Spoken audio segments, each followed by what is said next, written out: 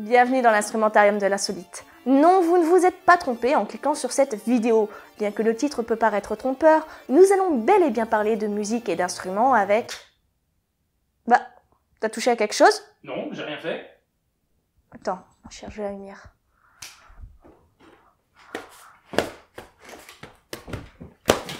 Ouais. Ah c'est bon, attends, j'ai trouvé quelque chose. Aujourd'hui, nous allons parler de musique et d'électricité.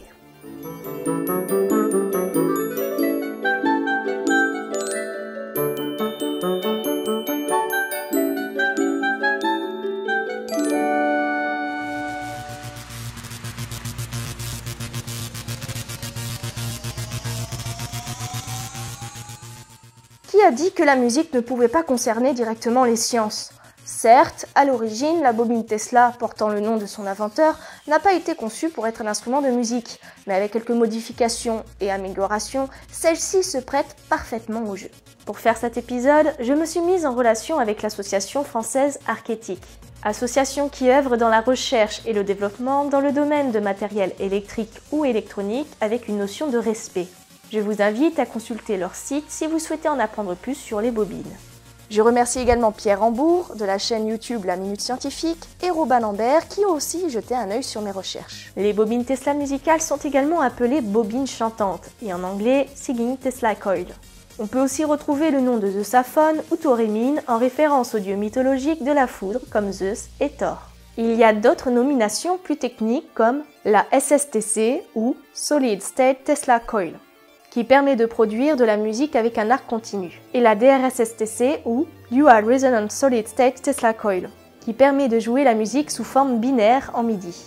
Nous allons donc découvrir leur histoire, leur mécanisme d'utilisation, ainsi que quelques paramètres supplémentaires pour transformer ces bobines en véritables instruments de musique aux aspects futuristes.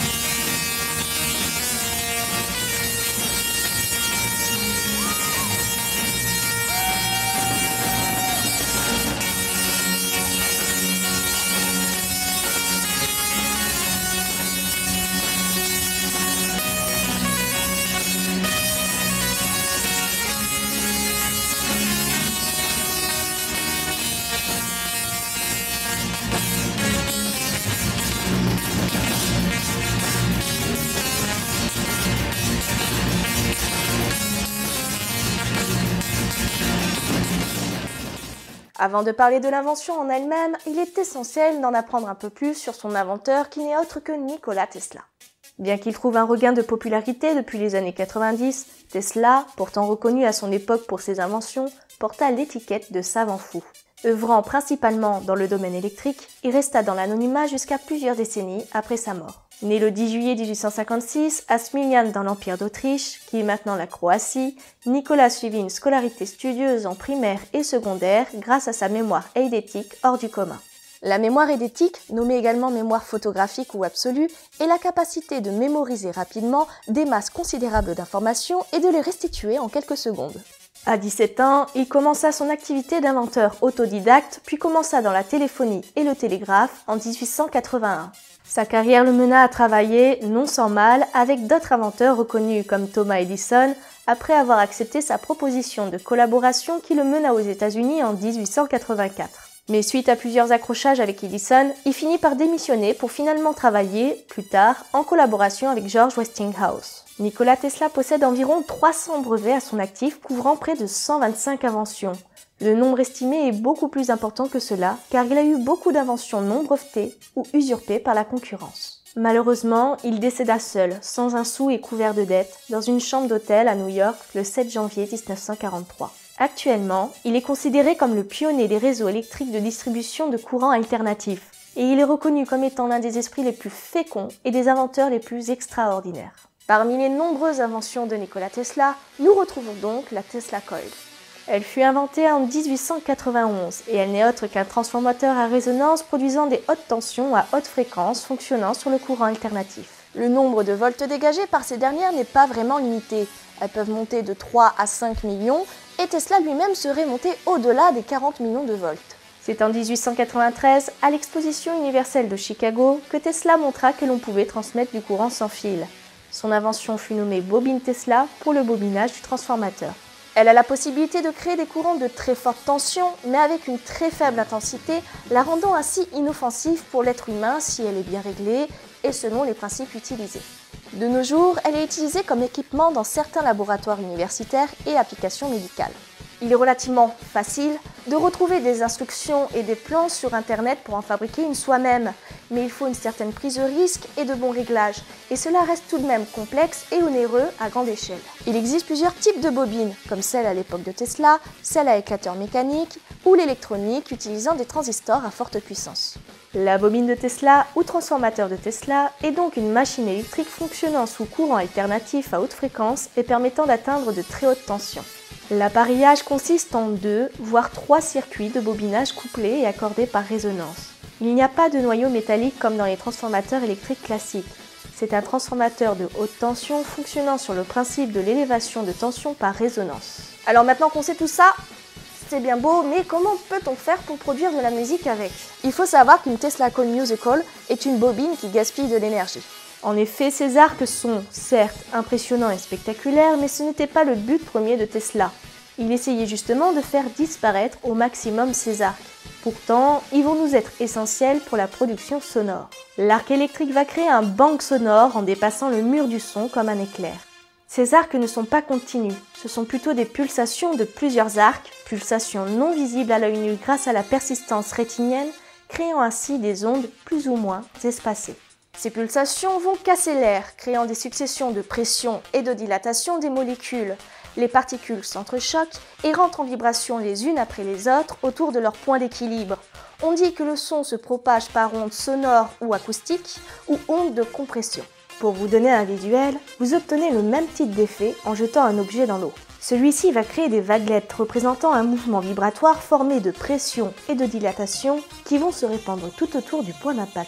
Ces ondes sonores vont alors se déplacer jusqu'à l'oreille externe, mettant en vibration notre tympan. Celui-ci va alors propager cette même vibration à travers une succession de petits osselets présents dans l'oreille moyenne, l'équivalence de nos molécules d'air, jusqu'à l'oreille interne et son nerf auditif. Cela est bien sûr un gros résumé du fonctionnement de l'ouïe. Concernant nos ondes, plus elles vont être larges, plus elles vont sonner grave, plus elles vont être proches, plus elles vont sonner aiguës.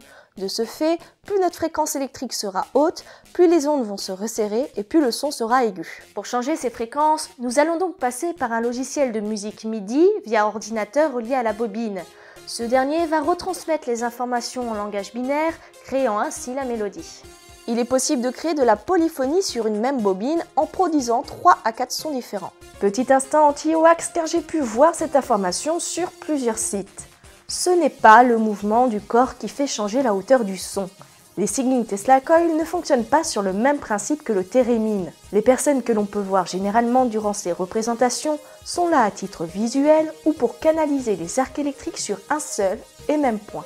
La puissance sonore des bobines est relativement élevée et malheureusement peu réglable, pouvant atteindre plus ou moins 100 décibels, ce qui peut créer des problèmes lors des représentations avec les nouvelles normes imposant aux salles de ne pas dépasser le seuil des 105 décibels en intérieur. Ce serait le 9 juin 2007, lors de la 16e édition de la convention de science-fiction nommée du Yukon et basée à Naperville en Illinois, que Steve Ward fit la première représentation publique de cette bobine Tesla chantante, interprétant ainsi les thèmes musicaux comme ceux de Mario ou de Tetris.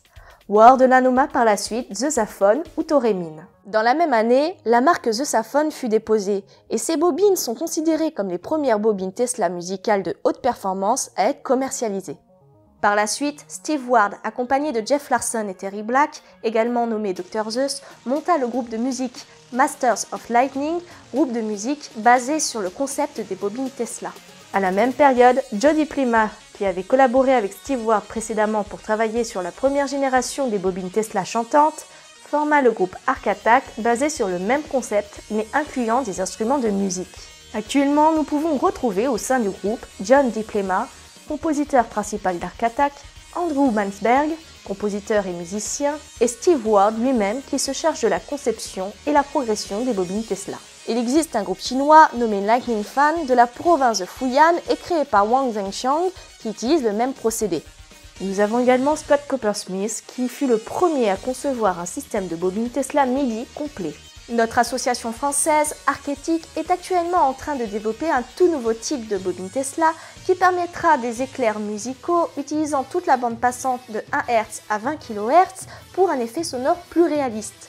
Elle sera également la première bobine Tesla aux normes européennes. Et petite parenthèse, mais vous avez la possibilité de découvrir par vous-même les bobines Tesla musicales d'Arketic à Poligny, dans le Jura. Dans nos groupes actuels, nous pouvons retrouver le son du The Saphone dans un des morceaux de l'artiste Björk de l'album Biophilia de 2011, dans le titre Thunderbolt. En 2013, le groupe Metallica s'est produit durant des lives avec des Tesla Coil accrochés au plafond pour faire la mise en scène, mais également pour accompagner leur musique. Mais nous pouvons également retrouver nos bobines chantantes sur le grand et le petit écran avec un film comme L'Apprenti sorcier, sorti en 2010. Ou encore dans une publicité pour promouvoir le modèle électrique d'une marque de voiture bien connue. Les bobines Tesla musicales sont encore pleines de ressources et elles peuvent apporter leur touche futuriste à tout type de projets musicaux si on cherche à les développer plus. Le bruit peut se transformer en musique si on lui donne une forme. Nous en avons eu la preuve avec l'électricité et il existe encore plein d'autres exemples qui pourront être abordés dans cette émission. À nous de trouver comment on peut transformer ce bruit en musique. Je remercie encore l'association Arketic pour leurs conseils, informations et soutien. J'espère que cette vidéo vous a plu et pour ma part, je vous dis à la prochaine et que la musique soit avec vous.